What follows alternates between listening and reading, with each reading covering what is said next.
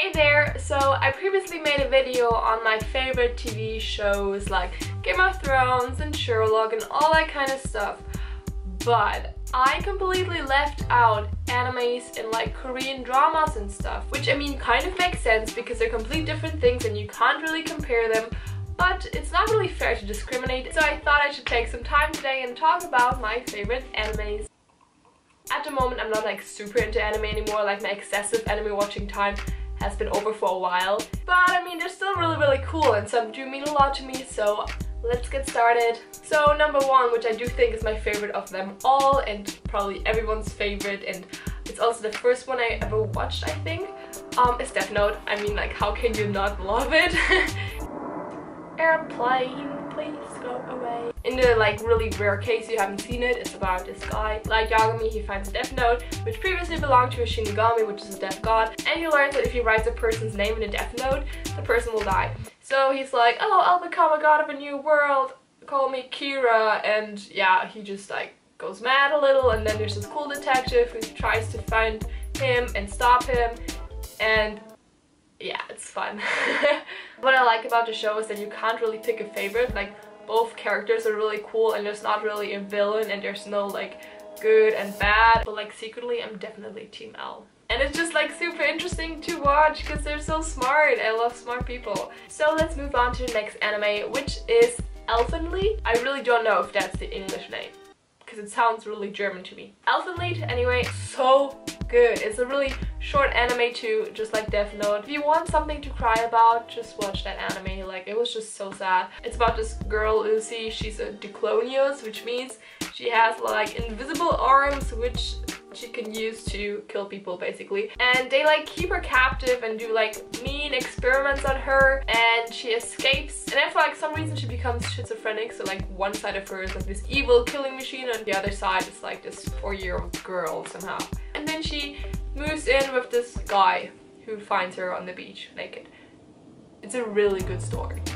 She has cool pink hair. Next up is a much longer anime, and I don't think I've ever finished it because I do have to say I do prefer shorter animes, but this one was still really good. It's called Bleach, and it's about Shinigamis again, like in Death Note, but different because they're more like humans and they just kind of wander around on Earth to like free spirits who haven't found their peace yet.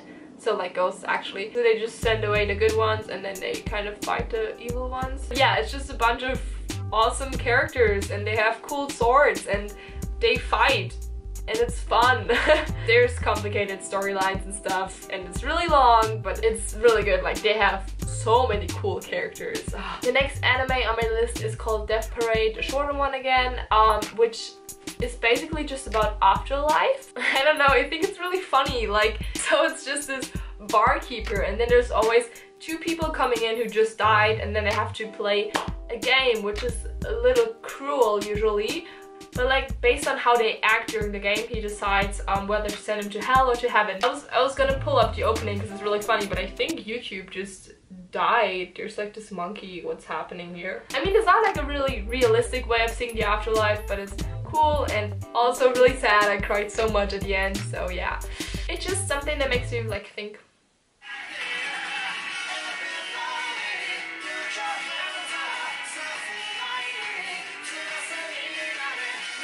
Yeah, it's just like fun, but it's death.